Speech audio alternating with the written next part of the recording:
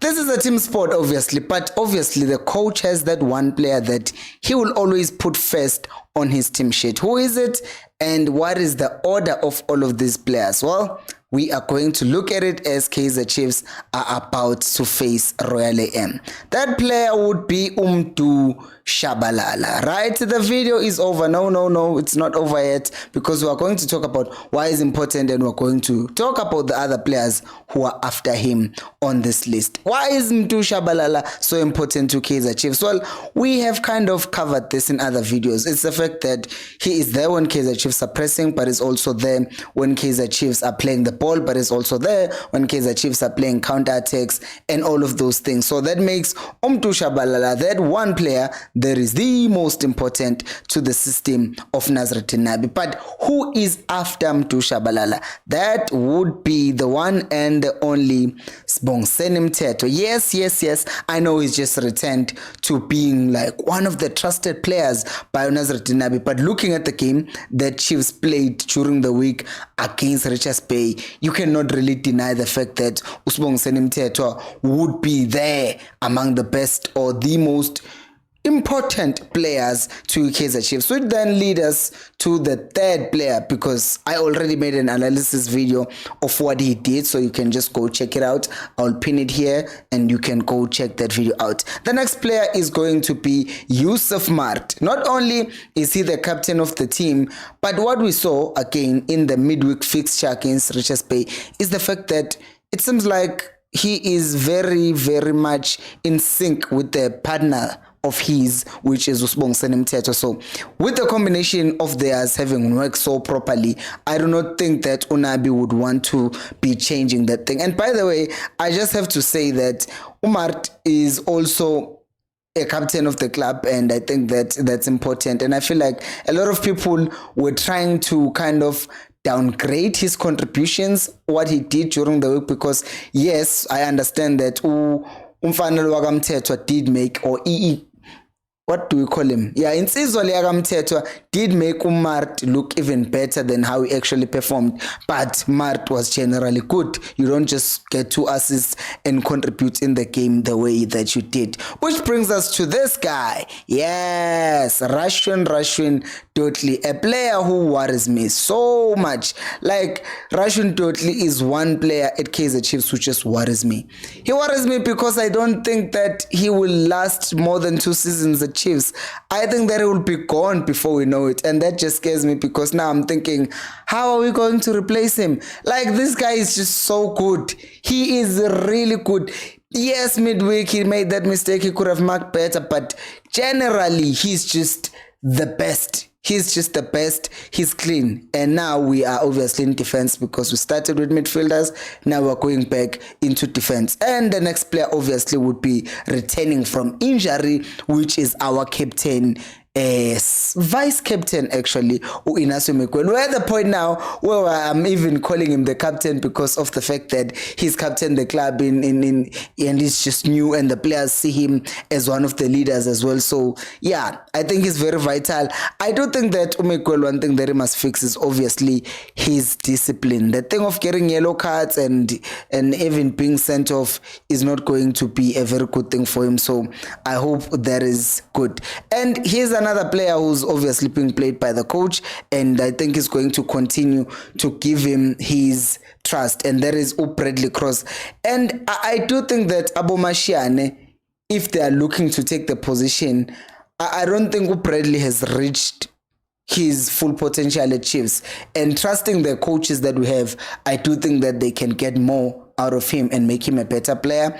But if Useme Vuga, if Nuktati scheme, you can still take it. It's one of those positions that I feel like the person who's playing in that position has not really locked it down, because, you know, there are some things that you still look at and you're like, I think you can do much better in that situation. By the way, you can also do much better by liking the video if you're a returning viewer, and subscribing if you have not subscribed.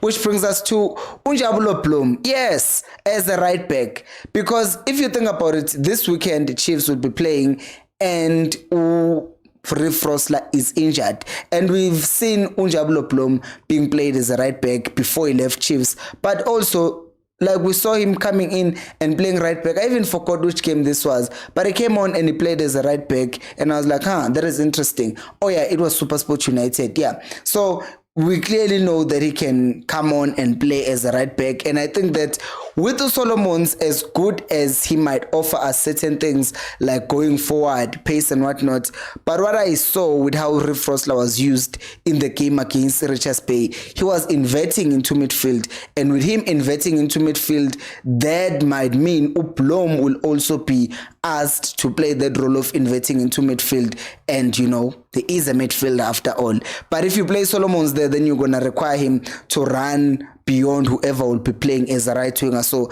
I do think that Uplom could actually start as a right back in that game, because you are also trying to ease him into the game, and if you're not asking him to go up and down in the flank, but instead add numbers into midfield, and then in that way it could also be a way of testing a partnership of him and Umteto, because the two people who sat in the midweek game, it was Frosler and Umteto. So they were like the two defensive midfielders, but one was starting from right back. So now if you actually have a defensive midfielder starting as a right back and inverting into midfield, that might just be a good idea. Which brings us to Gaston Sereno, who I think will make way, or rather Utuba will make way for him. And I know Utuba scored a goal, so Mpelo, what is wrong with you? Well, if the coach somehow decides to play Solomons, then that means Solomons will be running down the wing, giving us a width, which means you'll need someone who's going to invert. And the person who might invert into midfield, because Chiefs are always trying to play with 4 people in midfield, then that means Usiren will then have to start as a right winger and invert. But also, I've seen Utuba that he went out and he had a slight knock, and I don't know how serious that is. And also, the last thing you want is for these boys to start picking up injuries. And the coach did say that he wanted to play Usirino, but then because of the situation of the fact that we were 1 man down, then we couldn't play him. So I don't think that they will want to bench him too much, because players have egos. Everyone has egos, but players have bigger egos, especially Usirino, knowing that he came to solve problems and now he's being set on the bench. So I don't know. What do you think about this, by the way? Do you think Uplom can actually start as a right back? And do you think Usireno will come back for Utuba if Utuba is fit? I don't know. You'll comment below. Which brings us to Pulemodi, who was actually unfortunate to be taken off from that left wing position, because he was promising and he's been trying to prove himself that, hey, I can actually do something for you, coach. And then Froster decided to get someone kicked in the face like it was wrestling, and then was sent off, and then the poor guy was then sacrificed. So I do think that Pulemodi will have something to prove, to actually show the coach that, hey, next time someone gets a red card, try subbing the other winger, not me. I'm important, right? Think that he would want to prove that. So we'll see if he can prove himself. Which brings us to Ashley Dupree, because I think Uranga has attituded his way out of the starting 11, and I know that's not a word, it does not exist, but I'm using it anyway, because I saw Maart, who's been criticized. I don't think there's a player who's been more criticized over the past 2 seasons by Kaizer Chiefs fans compared to Yusuf Maart, but he scored a goal. He celebrated with the fans. Right? Like, you're like, oh, this guy is celebrating with the fans after all the nonsense or after all the criticism that he has faced, but he did it because he is a good player. You also have Dupree, who did the same thing, scores, celebrates with the fans. But Uranga did this, and from that game onwards, he's never been the same, and now he's being dropped. So Dupree has that position. It's for him to lose at this point. So I think that he is on like the last people in the list, because it's like there aren't too many doubts about him. I mean, what is it? I don't want to say too many doubts. There are some doubts. That's what I'm saying is towards the end. But because also the other reason I'm saying this is because of the fact that what if a coach wants to experiment with Utuba as a number 9? Because we did see that when there was a red card, Utuba was the one who was actually being used to hold up play as a target man. So that's why I'm putting Dupree there, even though he kind of had somewhat of a decent game. And last but not least will be Brendan Peterson, because, I mean, coach, if he wants to stick with Untwari, he could. But at the same time, what does that mean about Peterson? Maybe as an understanding, he knows that, hey, I'm not the coach's first option, but the coach might just think, how is this going to look for the dressing room? Am I not going to lose the dressing room or agitate certain players because they are thinking, we thought Peterson had a decent game and now you're benching him? What is wrong with you? I don't know. What do you guys think? Do you think that Peterson has won that starting lineup again and is going to be our goalkeeper going forward? Do let me know in the comment section below. So, to recap, in goal, Brendan Peterson. Right back, Njabulo Blom. Left back, Cross. Centre back pairing, Dudley and Miguel. Midfield pairing, Maart and Mthethwa, and as a 10 we have Umtu Shabalala. And then we go into the wingers, and the right wing you find a player by the name of Gaston Sireno. Left wing you have Pule Modi, and then as your number 9 you have Ashley Dupree, and I think I counted a 10 as Umtu Shabalala. So what do you guys think? Your starting 11, and how do you think the coach will actually start? Do let me know down in the comment section below. Thank you so much for watching, and until next time, remember, equals.